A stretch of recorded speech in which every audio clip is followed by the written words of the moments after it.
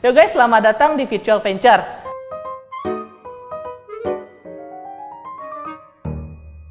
Kenalin, gua Nala sebagai host hari ini.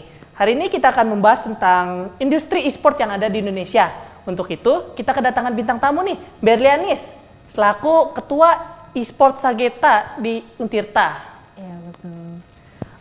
Oke Ber, kita kenalan dulu nih. Boleh, Nal. Gimana nih? Biar lebih enak ngobrol sama lu nya nih.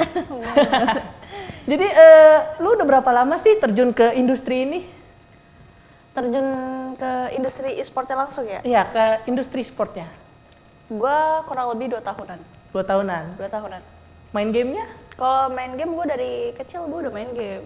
Gitu, karena kakak-kakak gue tuh pada main game semua. Jadi gue Main game semua? kebawa. Iya, kayak gitu. Jadi gue udah cukup dekat lah dengan yang namanya game-game itu. Dimarahin? Main game terus-terusan kayak gitu?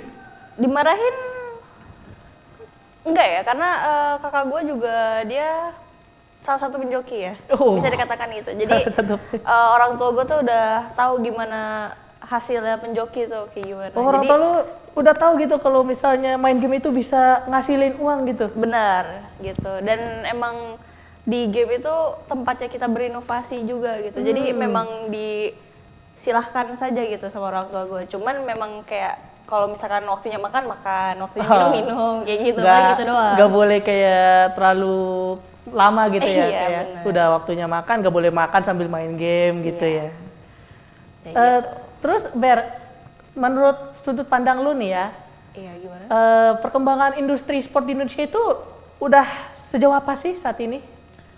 Perkembangan industri e-sport ya, sejauh mana itu nggak bisa gue ukur ya kali ya. Cuman memang saat ini di Indonesia itu industri e-sportnya tuh lagi berkembangnya. Lagi banyak-banyaknya ya? Lagi parah banget itu, lagi berkembangnya cukup pesat juga. Jadi kayak memang lagi banyak-banyak apa ya? Iya, gitu. Waktu itu juga gue sempat lihat tuh di Metro TV. Kenapa tuh? Ada berita tentang Jason Susanto di Paris tentang Valorant. PRX ya? Iya, PRX itu.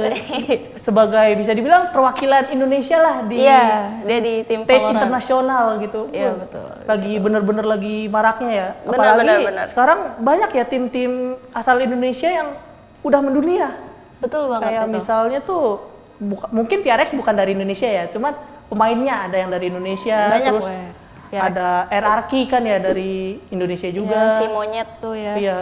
Ini emang ini namanya monyet namanya ya guys. emang namain gamenya monyet. Kita bukannya ngatain Bukan itu, emang itu. namanya monyet gitu. Nah, balik lagi kalau ngomongin perkembangan industri e-sport, itu saat ini kan gue tadi bilang cukup pesat ya, karena memang sudah diakui juga ya oleh negara kita dan didukung langsung oleh pemerintah gitu. Jadi ada yang namanya organisasi KONI, itu Komite Olahraga Nasional Indonesia, sama PBSI, yaitu pengurus besar e-sport Indonesia kayak gitu. Dan jadi kalau misalkan timnas e-sport tuh itu dari PBSI kayak gitu. Dia yang mengurus atlet-atletnya seperti itu. Sama banyak juga ada yang kan kita kayak komunitas organisasi itu banyak banget di sekolah-sekolah udah banyak, kampus juga udah banyak, UKM kayak gitu. Jadi ini ada lagi nih Ber nih. Nah, dari dunia game ini menurut lu bisa nggak sih jadi media pembelajaran masa depan di bidang teknologi gitu? Bisa banget dong. Bisa banget ya? Bisa banget, karena memang kita sebagai pelajar dan mahasiswa itu memang tempatnya kita belajar gitu. Iya. Jadi memang kayak series of activity kita aja lah. Kita buat turnamen gitu. Apalagi yang gue lihat tuh ya dari gue ya, game itu bisa jadi sarana untuk cari relasi. Bener banget itu, gue setuju. Sama kalau kan kayak tadi gue bahas di UKM sama komunitas-komunitas. Kenapa industri e-sport itu juga berkembang? Karena memang ada juga yang namanya Muntun. Kalau lo pernah denger ya. Jadi Muntun itu kan emang game ML, Mobile Legends tuh biasanya itu. Nah dia tuh emang yang ngedukung komunitas-komunitas yang ada di UKM, sekolah itu ngedukung banget. Jadi ketika salah satu tim itu sudah punya komunitasnya lah, mau buat turnamen atau apapun itu didukung langsung oleh Moonton-nya kayak gitu. Jadi kayak disuplai terus untuk prize pool-nya dan lain-lainnya gitu. Jadi emang sangat pesat lah bisa dikatakan gitu. Oke, pertanyaan terakhir nih Ber nih, karena waktu yang terbatas ya. Iya. Nah, menurut lu apa sih keahlian yang diperlukan buat terjun ke industri e-sport ini supaya itu bisa menjadi keuntungan gitu? Keahlian satu. Keahlian. Oh, Menurut lu aja? menurut gue ya, kalau menurut gue sih keahlian bukan cuma satu sih. Cuman kalau gue secara singkatnya aja tuh cuma satu. Kita Apa tuh? satu. Sabar. Sabar menjalankannya, sabar untuk melakukan apapun, sabar memutuskan keputusan. Karena kan kalau kita memutuskan suatu keputusan secara tergesa-gesa itu tidak akan menjadi akhir yang baik gitu. Kayak ada aja nanti yang kayak salah ambil keputusan kayak gitu-gitu.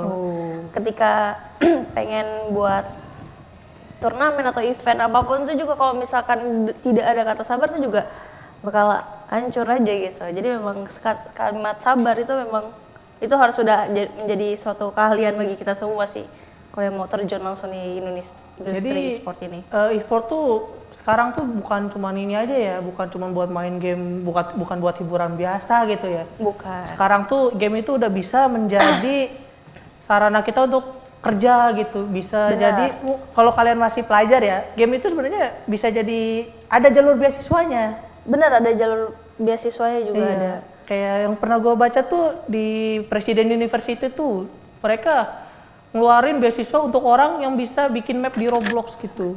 Iya, untuk jalur e-sport itu juga ada. Banyak ya? Beasiswa ada, jalur e-sportnya juga ada. Kalau beasiswa kan itu kayak yang mereka yang menyuplai kan untuk selama di kampus itu. Itu memang ada seperti di UGM sudah ada, di mana ya, di UI juga sudah ada, dan juga kalau jalur e-sport itu juga ada. Jadi kalau misalkan kalian yang main game dan itu sudah di tingkat nasional, itu kalau misalkan udah certified by PBSI itu kalian bisa masuk e-sport. Jadi memang peluang dari e-sport itu luas banget. Jadi tidak hanya sekedar main game aja gitu, banyak banget kayak jadi peluang karir nyata kalian juga itu udah pasti, karena banyak banget kayak ada yang desainnya gitu-gitu. Seru banget ya Ber pembahasan kali ini, tapi sayang banget waktunya udah habis nih. Oh, udah habis. Iya. Oke, baik, terima kasih Ber. Oke, terima kasih Nala sudah Iya. Ya kawan-kawan, mungkin segitu saja dari kami. Terima kasih yang sudah menonton. Semoga acara ini dapat bermanfaat untuk kedepannya. Dadah.